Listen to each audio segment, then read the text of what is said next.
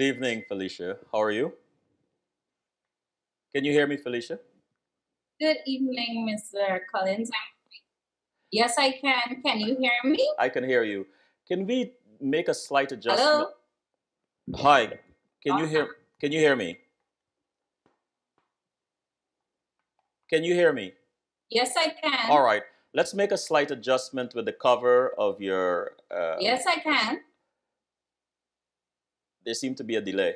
Let's make a slight adjustment with the cover of your laptop. Just push the cover slightly away because it's cutting off your head. Okay, good. That's awesome. Felicia, I want to thank you. I want to thank you for taking the time to spend with us this afternoon. Can Thank you you? for having me. You're welcome. How do you prefer to be described by those close to you? Oh, I'm a fighter. I am very determined. I'm very passionate about society and helping individuals as I go along my journey. Mhm.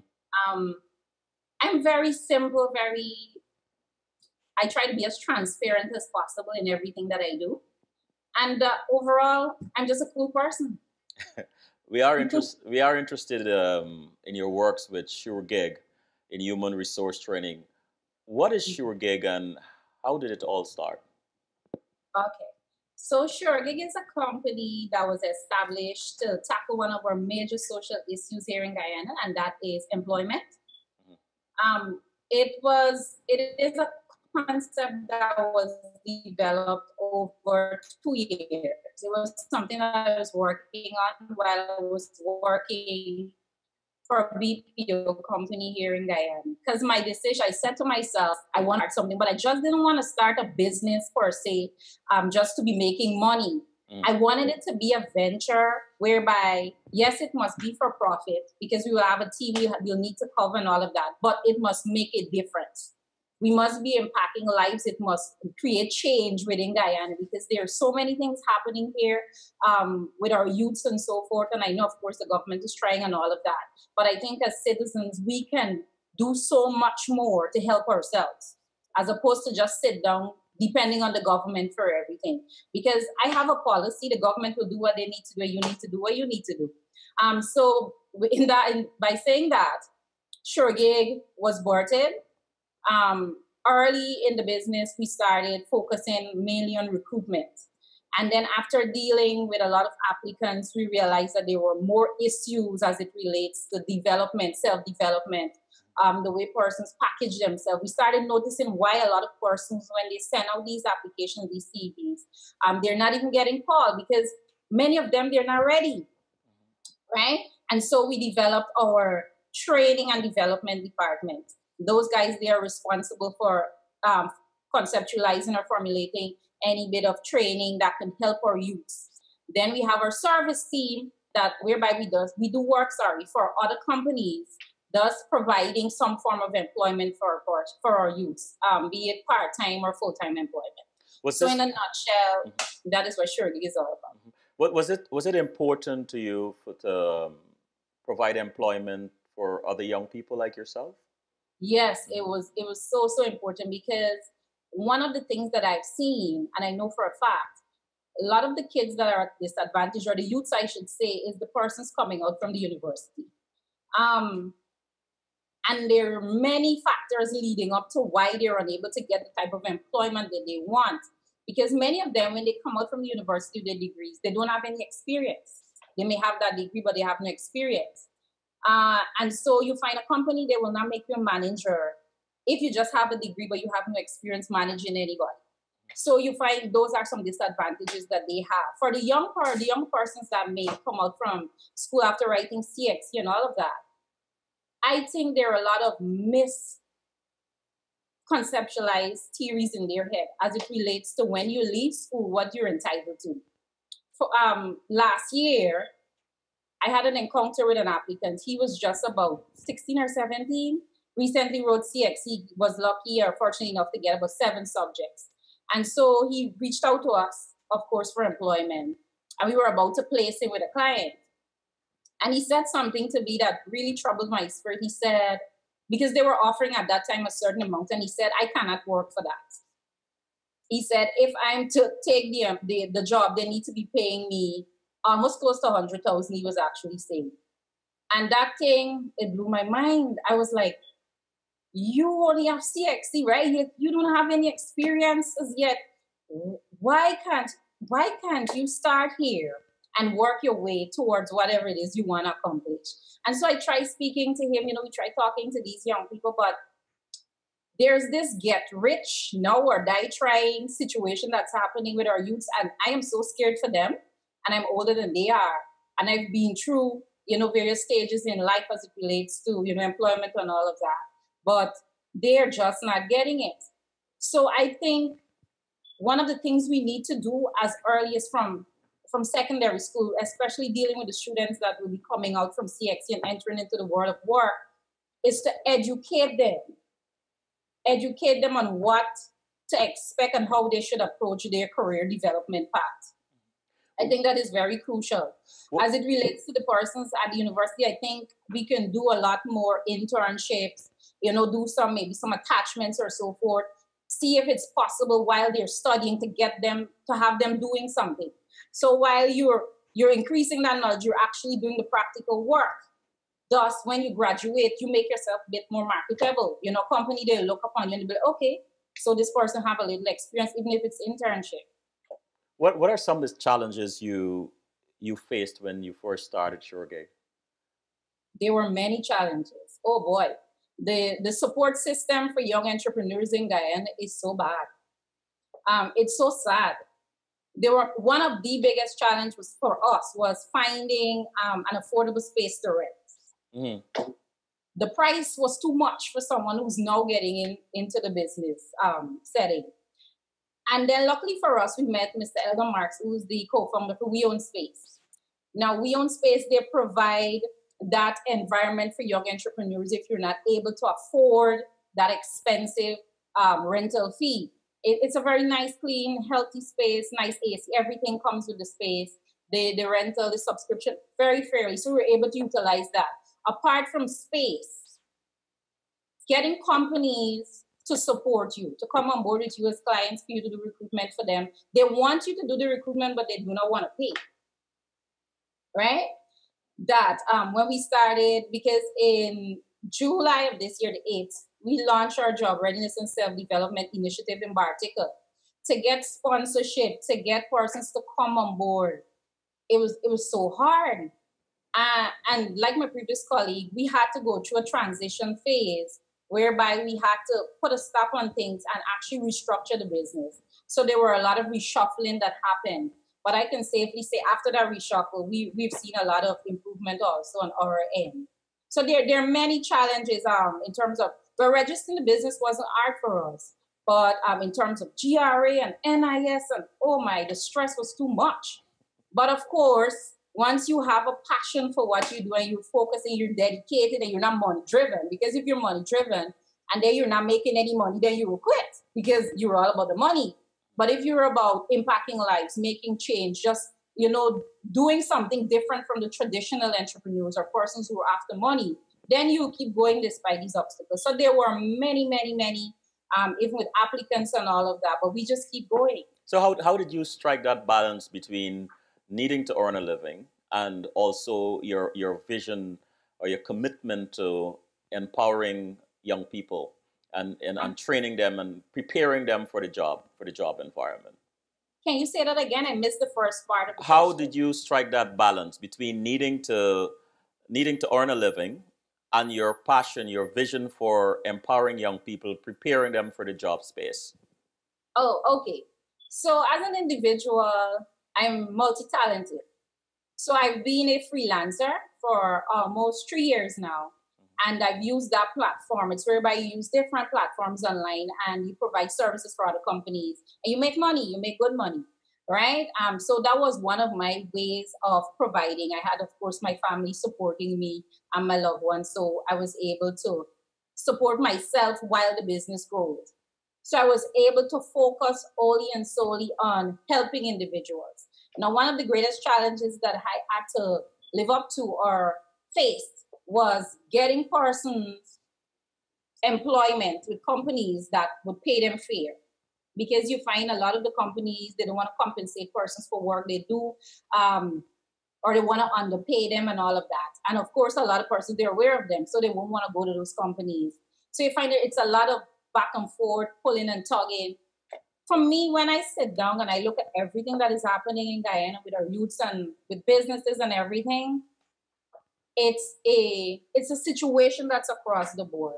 It's not a one-sided situation. There are problems in every angle. We have applicants that are ill prepared. We have companies that want to use people, like use kids, use persons, use individuals for their benefit and not compensate them. We have the government that could pay a little bit more attention, refocus in, if they're saying they're going to help our youth, they really need to refocus their vision as it relates to helping the youth. We have the private sector that can do so much. So it's across the board. Everything seems to be unbalanced based on our analysis. And that is why we have this misfunction or this disaster that's happening in the country, because that's what I call it as it relates to employment, getting persons employable, getting our youth, motivating our youth, giving them hope, because a lot of them, they're losing it. When we went to Bartica, one of the things they said to us, they said they felt as if they were forgotten. And for us, it was like, wow, it's as if everyone has forgotten about them and no one is investing the time in helping the youth their build. So I think across the board, we need a lot of work. But I think a lot of progress has happened so far, but we have a long way to go. That said, that said, Filisha, from listening to you and listening to Jubilante and other young people, there seems to be a tone deafness that permeates the space between the government and the private sector. Yet you keep going, and people like Jubilante keep going, in spite of those young people, those that are disillusioned and can't find the rhythm or can't find their next step. But there are people like you who are doing in spite of. What do you think needs to happen? How do you turn up the volume so that these agencies, the government and the private sector, are able to hear what's happening among young people? Because to me, it can only benefit the country. What do you think needs to be done? Okay. So from a personal perspective, I think the first thing individuals need to do, because this is my personal motto, I say this to myself every day.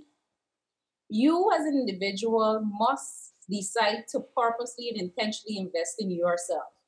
You need to know what are your strengths, what are your weaknesses, what are your shortcomings, and then you need to work towards perfecting or getting better at them.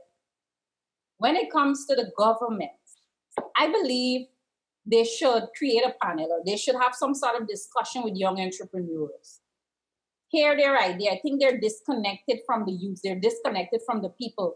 Because what I noticed when you go on the ground, the feedback you receive as opposed to being in an office, sit down behind that desk, is completely different. Like it will blow your mind.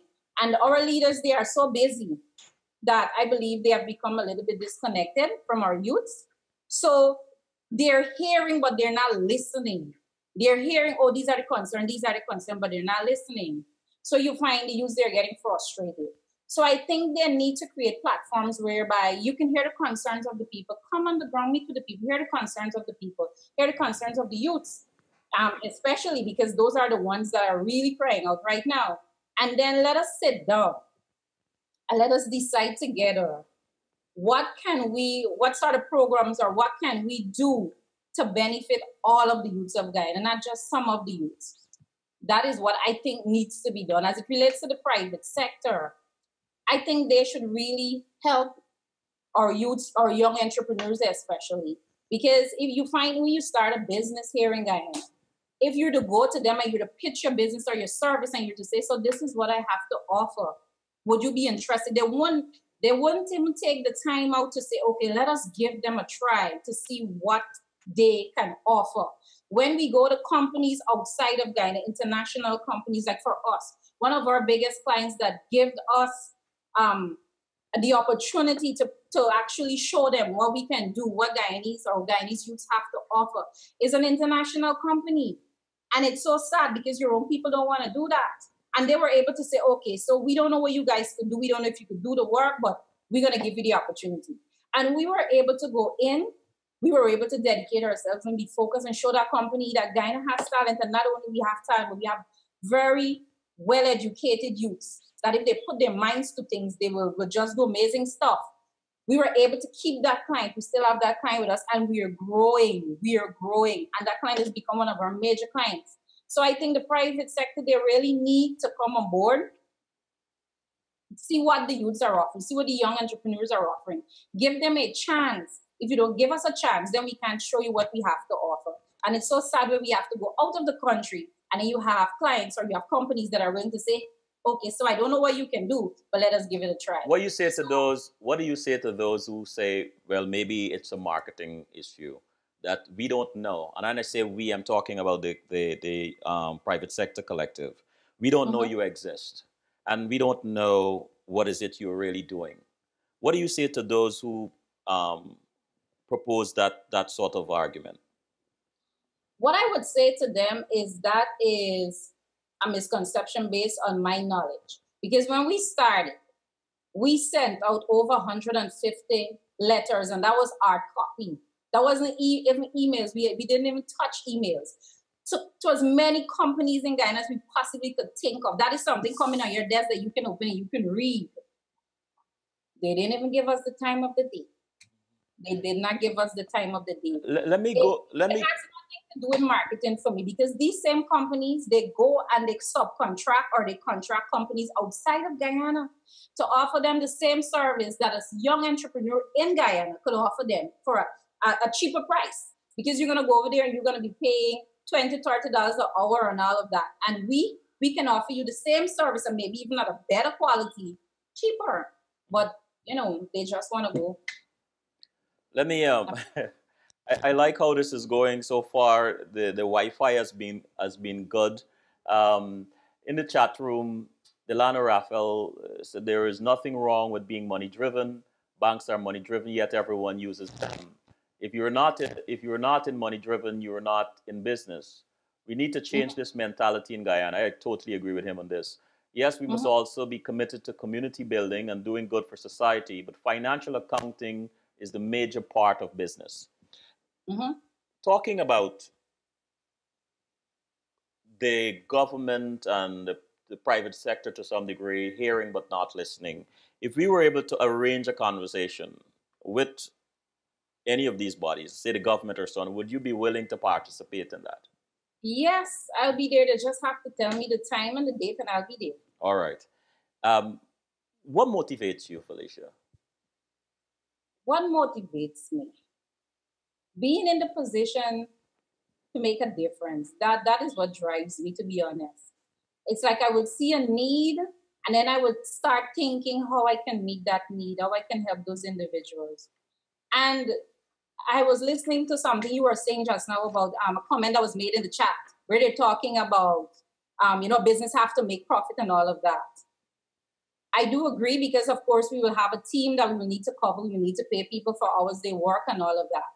But if you start a business and your number one focus is just money, money, money, then you would even miss the whole community aspect of it. And that is why we have a lot of companies in Guyana that don't care about their employees. All they're caring about is that you're able to make that money. If you can't make that money, then they have a problem, because they've forgotten the need to care for each other. The human side of them it's not in sync anymore. And it's all about making the coin, making that dollar. So for us, yes, we want to make the money like everyone else so we can employ more persons, so we can give people good salary and benefits. But I need to have something that is more substantial than money, that is driving my team and driving my company. Good point. And that is making a difference for us, making a change, being able to turn someone's life around that may be thinking, best I die, best I commit suicide.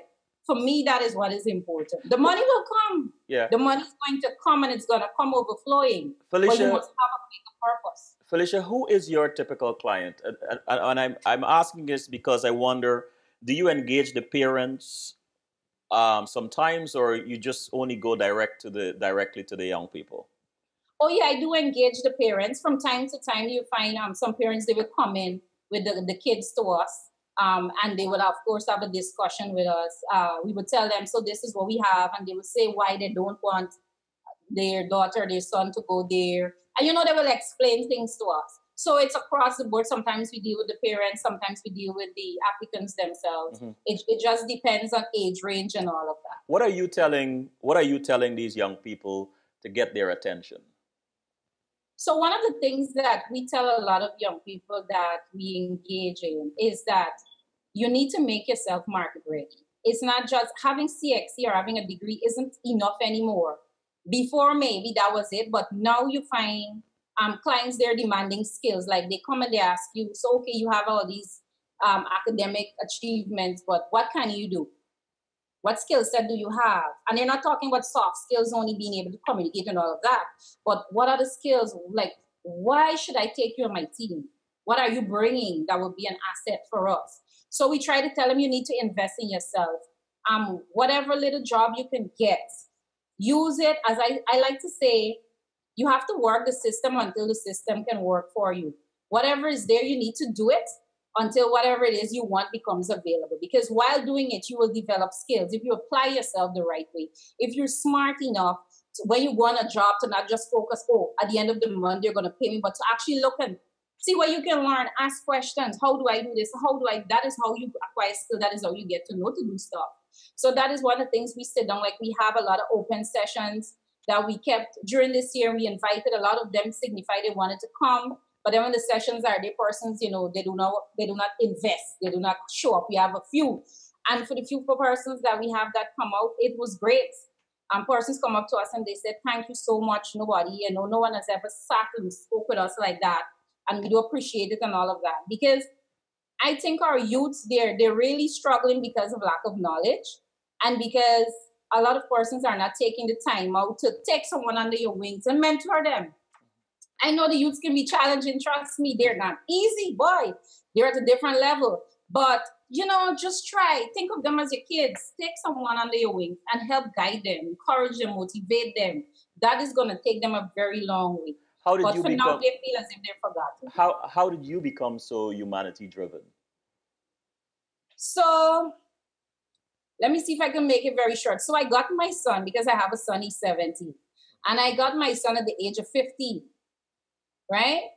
And for me, it was one of the sweetest, but yet it was one of the most challenging times in my life. And I looked at the support system that I had, and I looked at all that I went through, and I looked at the journey to get back on track and all of that. And I look at, not just from a woman's perspective, but from the challenges men go through. Because I grew up in the country and I grew up with my grandmother. So, you were exposed to a lot of humanitarian stuff. And so I developed a passion for youths across the board, be it male, female, and all of that. Because my son's father, he was also young. And from then, I decided that I wanted to create change, and not just change. Like, I'm not the show person, the all in the media. No. But to actually motivate someone to be a better than them, so to speak, or to strive to be better. Sometimes you have great dreams and great visions. And the individuals, they will tell you, it's not possible. Oh, you can't do that. Oh, you're this and you're limited. And you come from a family that, they're not well educated, so you can't go to university. Who says that? So, I always want to be there to encourage them. Once it's something you desire, once it's a dream, once it's your passion, you can do it, but you have to be willing to put in the work. Quickly, you Filisha, have to be willing to work. Quickly, do you have a success story you'd like to share with us, if any at all? Okay, so my own story. After getting my son, I was able to went back to school because I came out from at that farm 4 with my son. After giving birth to him, I went back to school. Thanks to my mom and my family. I wrote CXC. I was able to pass all my subjects, stopped for my school. Congratulations. I went on to... Can you say it again? Congratulations. Thank you. I got a good job working at Banks DH. I worked there for 5 years. It was amazing. I learned a lot. I started the university. I was able to study international relations. Still have to complete it. I have so much to do. But then I was able to do my advanced diploma in international business relations. And of course, I started my business in 2006 despite many challenges, and we're still in business and we're growing. 2006. 2016, sorry. 16. Okay. My son, and despite all that I went through, my son, he was able to come and outdo me. And as a mother, I was so proud because he wrote CXC and he got all 8 subjects. He was the 3rd best graduating student for his school. And now he works with me. He's Spirits, my biggest client. And he's learned a lot from his mom. So this is a success story indeed. Can you quickly tell me this? Because we really have to run. If you were to sit in front of me 5 years from now, what would you be telling me is one of your biggest accomplishments? I think for me, one of my biggest accomplishments in life would be, I don't want to say my business, yes, that is a great accomplishment. But for me, it would be making my son at the time that I did. And somebody might say like, why? Because he's my legacy. Because everything that I'm working so hard for, it's for my son. If I have other kids, it's for them. Everything that I know, I have someone there that I can transfer that to, that I can transfer that knowledge, that I can groom. Like I literally groom my son. He's 17 and I look at him and he takes advice. And to, as a mother, to be able to start a company and to have your son with you and then to have him spearheading one of your biggest clients. And because of what he can do, because of the knowledge he's acquired, that you can see that client expanding and extending your business. It's amazing. And to have that support and to know that I'm not alone, that I have him with me and that he's pushing for me. I would say for me that is my greatest success. My business is always, it's going to grow. It's going to become an international brand and all of that. But he is my legacy. Even when I leave this earth and I'm gone, that is my legacy and he will carry on my tradition. That's very moving, Filisha. Thank you. Thank you. Thank you for having me. Oh, you're quite welcome.